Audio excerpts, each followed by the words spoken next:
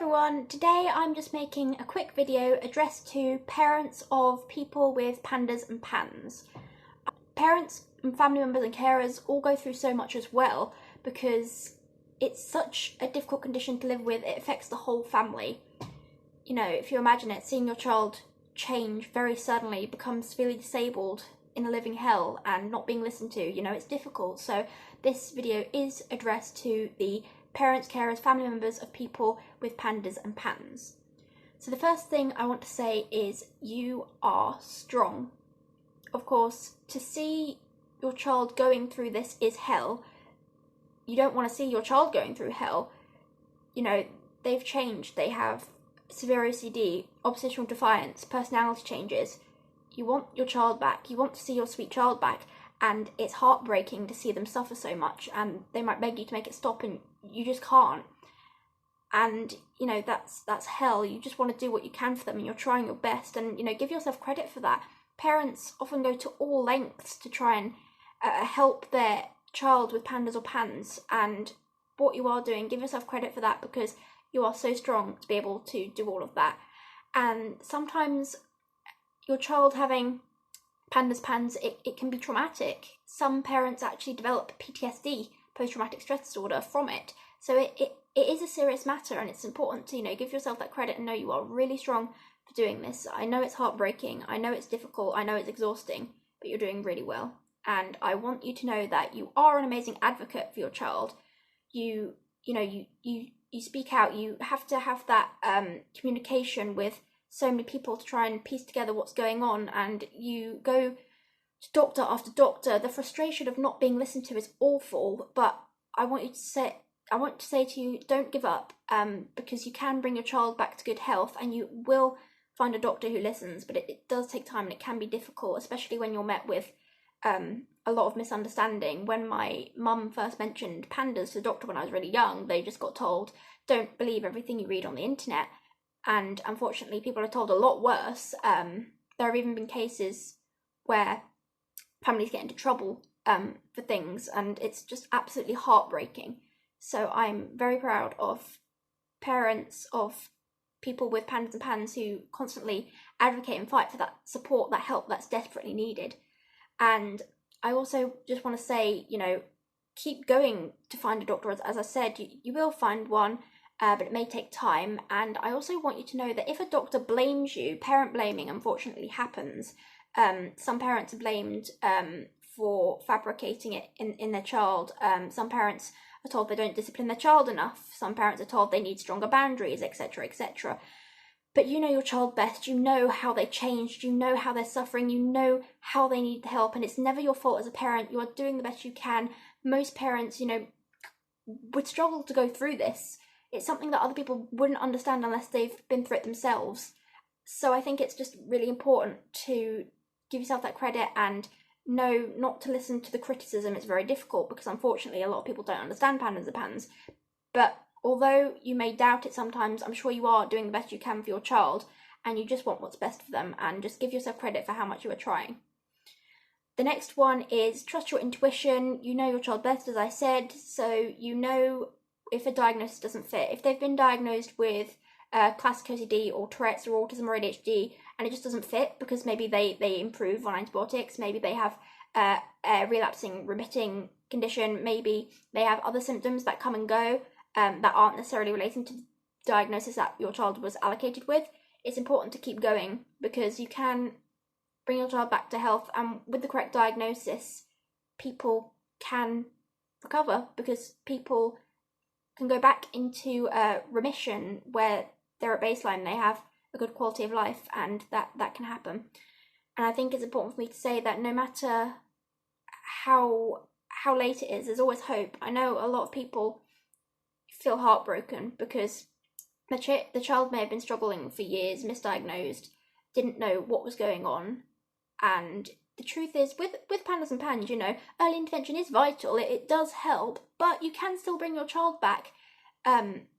If they've been in that state for a long time, it does happen. As long as you can find someone who understands and keep working towards that, there's always hope. And I just think that's actually a really important thing to say, to reassure parents that it can get better. When I was younger, I was disabled for 4 years, couldn't really do anything. And my parents thought that it would be like this for the rest of my life. They thought they were going to have to care for me for the rest of my life in that state. Thankfully, that didn't happen. Of course, I'm a lot better now. But then again, recently I had a flare that lasted a few months. My parents were again terrified that this would last for years, and thankfully it didn't. So please know that although it's a living hell, a waking nightmare, and you wouldn't want to see your child go through this, it's never too late and there's always hope. Your child can recover, your child can get better, you can see them have a good quality of life. Just keep going, I promise you it can improve over time. You are an amazing carer for your child, and I say this because parents of kids with pandas and PANS often have to watch over their child constantly, help their child with daily tasks. There are teenagers who have to sleep in a room with their parents because their separation anxiety is so severe. If they're not sleeping with their parents, they just can't sleep and may become so distressed and distraught. And I think it's also important for me to say that because, you know, your 10-year-old may lose the ability to dress themselves and you have to dress them and stuff. That's what happened to me when I was younger. And, you know, that's a difficult thing to see your child have to go through, to lose the ability to do these things. And I think it's amazing that you care for your child so much, and other people may not see it, but it is incredible. And I know it's stressful, and I see your work, I see the work you're doing to bring your child back to health and to just let them get through daily life, just helping them manage through life in general. Remember to take time for yourself. As I said, it's very stressful, and obviously I don't know what it's like to be a parent myself. I'm not a parent, I've just seen my own parents help me with my pandas and PANS. So I think it is important to take time for yourself because it can be very stressful. There were times when my mum would go into my room when I was younger. She would look at all the toys I could no longer play with, and she'd cry, and it was heartbreaking. She'd spend most of her time scouring the internet for answers, trying to figure out how to help me or what's going on. So I think it's important to take time for yourself because so much of your life is dominated by pandas. It's exhausting, and although it's very, you know, to say just take some time to relax, it's difficult. But just do something you enjoy every now and then, and remember to take care of yourself because you can't pour from an empty cup. You will grow from this experience.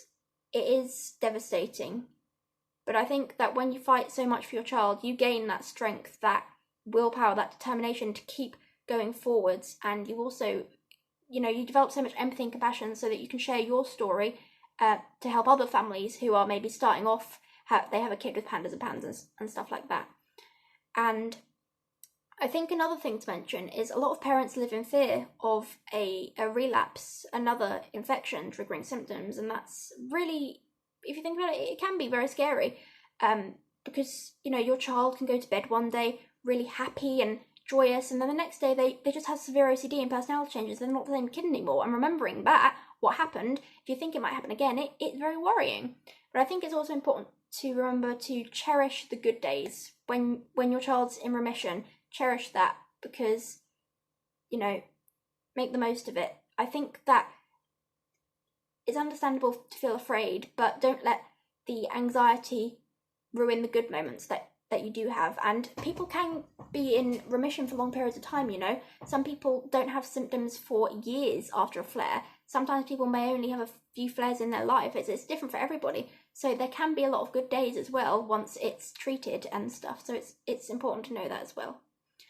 And know that other people may judge, unfortunately. I think pandas and PANS, obviously, as you know, is very misunderstood. And that's very unfortunate. Hopefully over time it becomes more understood, more mainstream knowledge. But at this time, a lot of people don't really understand it. And parents may be judged by their friends, by doctors, by therapists, by the school, etc., etc.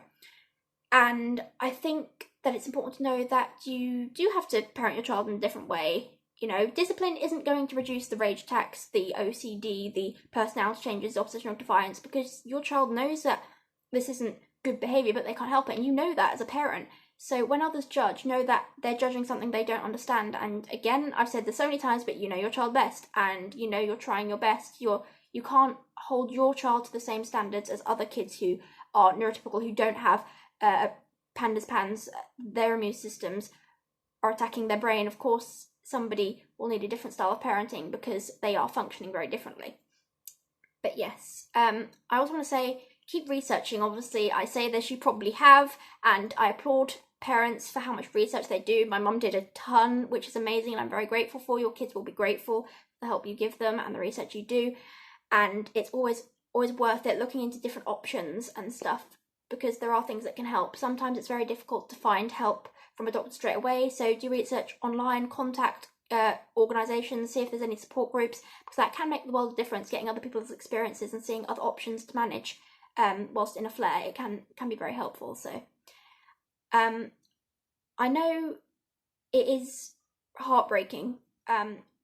I've read a little bit about this as well. Obviously, I've seen my own parents deal with it, but I've read a bit about it as well, and it seems very unfair. I was reading articles about how some parents actually wish their kid had another condition, because pandas and pans is just so misunderstood, and people aren't listened to when they are the most desperate for help. They're told it's psychiatric or behavioural when it's not, it's autoimmune. And it does seem very unfair. It's a horrible feeling, and I understand that. But I think that by going through this, kind of again gives you the ability to help other families going through it, and gives you that strength, and that's quite amazing. But yes, the truth is that pandas and pans does have a debilitating, huge impact on family life, and parents may actually feel very anxious years afterwards, years after a flare has occurred. Families with pandas and pans aren't necessarily met with the same compassion as families who might have a kid with another condition, and it's sad. But I want you to know that you are doing a good job. It is recognised, it is noticed, and your child's life can improve. It will improve. It doesn't last forever. You can bring your child back to baseline, back to remission, whether they're 3 years old or 30 years old. It's possible, and I'm glad that you are caring for them and doing everything you can to help them. Thank you. Goodbye.